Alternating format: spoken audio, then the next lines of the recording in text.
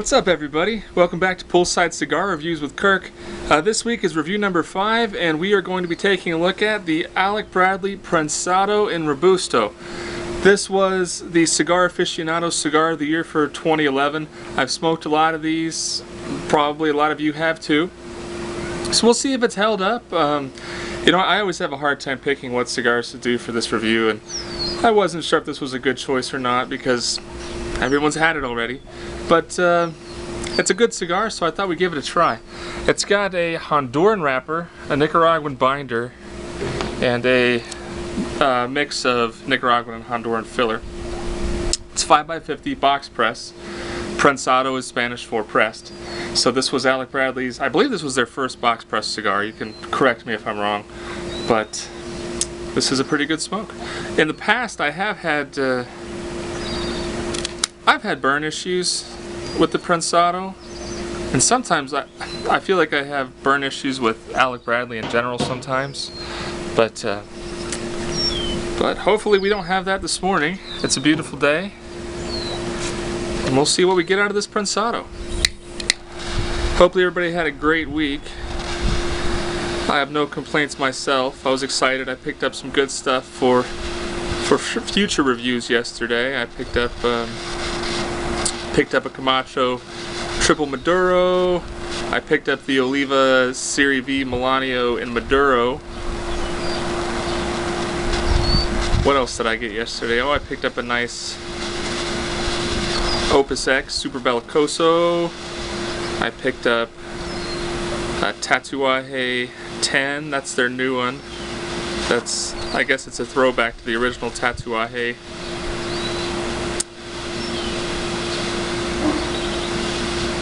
So we have some good stuff to look forward to for future reviews. I don't know how long that stuff will sit in my humidor before I finally get around to it, but either way, it's nice to have on hand.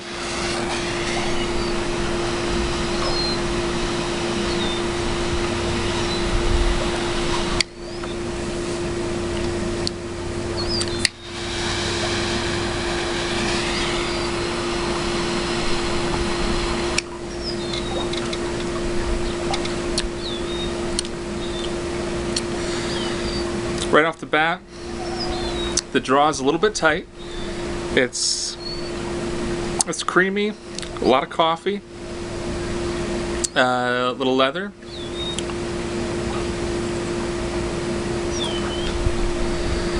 and maybe some cedar.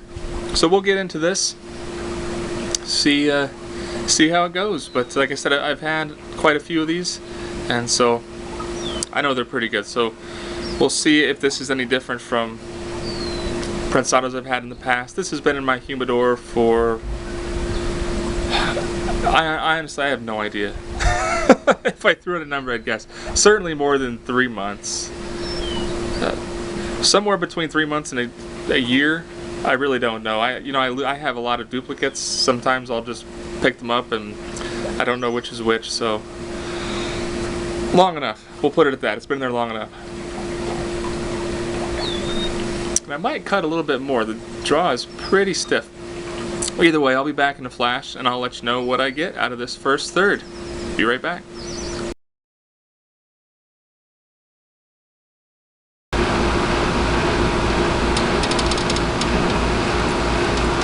So I'm 20 minutes in, maybe 25, about an inch down. So far the burn has been excellent. I haven't had my typical Prensado burn issues. The draw is very stiff. I've been trying to, kind of work out the box press. It just feels like there's a big knot of tobacco here near the foot, or near the head. I'm sorry.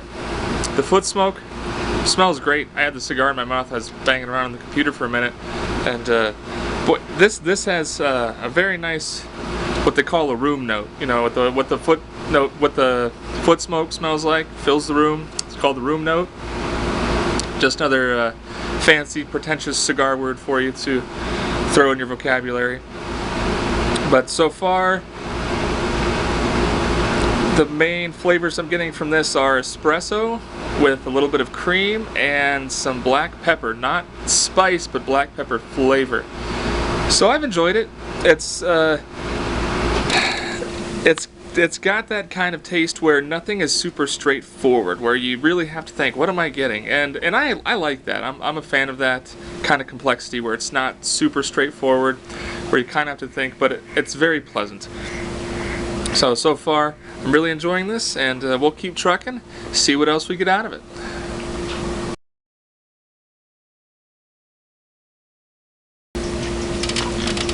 Alright, so I'm about 40 minutes in. Shortly after the last update, we did have a major flavor transition.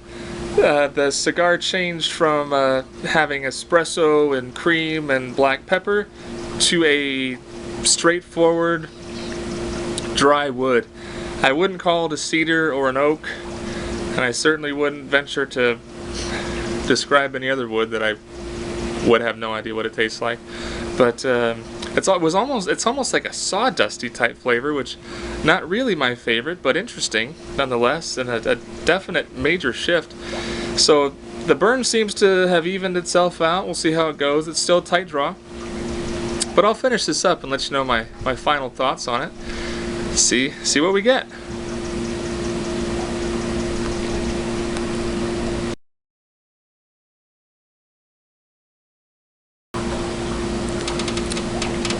So I'm about an hour in, just finishing this up. The last third, I did have another major flavor transition. That dry wood, I was trying to put my finger on what it was, and it kind of morphed into a black tea. You know how if you drink strong black tea, it gives you that kind of dry, bitter on the tongue? That's what that wood shifted into, and then it moved again into a leather and cayenne pepper. So, and then it's actually been, here at the very end, changing almost draw to draw. So, definitely a lot going on here, a lot of transitions if that's what you're looking for. You know, it's probably been maybe 6-8 months since the last time I had a Prensado, and I don't really remember a lot of these flavors, and I don't remember this many transitions, so just goes to show how much cigars can vary from stick to stick. Not only that, but how subjective it is and how much it depends on what you've had to eat or drink that day, what you're pairing the cigar with. You know, to wrap this up, I would have to say that I have kind of a love-hate relationship with the Prensado. When I first started smoking cigars, it was right before this Cigar Afficionado Cigar of the Year magazine came out. So I had not had a Prensado before it was labeled the Cigar of the Year. And after it was Cigar of the Year, it took me a little while to track one down. My B&M finally had one. I bought it in Churchill, which was the Vitola that it won the prize for. And brought it home, smoked it that night, and the burn was so bad it was unsmokable. That was probably in April, so you know that Cigar of the Year issue comes out, what, January? So probably by April I smoked it.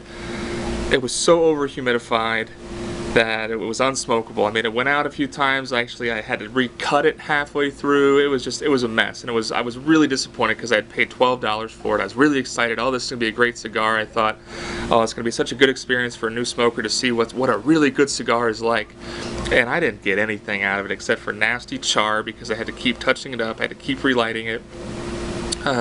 So I have had a few Prensados that I really enjoy. When they burn well, they're great. When they don't, they're not. And even this one that burned pretty well, it was okay. Not my favorite cigar. I have had other Alec Bradleys that I liked a lot better than this one. But if you're curious and you want to give it a try, go for it. My suggestion is don't make the same mistake I did. Don't raise your hopes too much. At the end of the day, it's just a cigar. That goes with all those rating systems. I don't care, you know, if it gets a 96 rating from Cigar Afficionado. At the end of the day, it's just a cigar, and you may or may not like it, and it may or may not burn right. So that'll finish my rant on Alec Bradley, but I really appreciate you taking the time to hang out with me today and to smoke this cigar, and I hope you have a fantastic week. I'm looking forward to maybe hopping in the pool here in a little bit, but in the meantime, pick one of these up for yourself if you haven't had one already. I think I paid maybe $9 for this. A little expensive, in my opinion, for what you get, but it is an experience, and if you haven't had a Prensado, You should, just as a frame of reference, because it is a very popular cigar and you should at least know what people are talking about and have your own opinion. So, I will leave you with that. And as always, make sure you keep your feet in the pool, a glass in your hand, and a cigar in your mouth. Have a great week, everybody.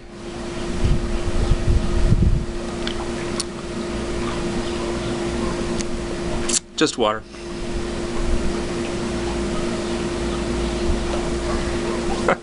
It's ridiculous.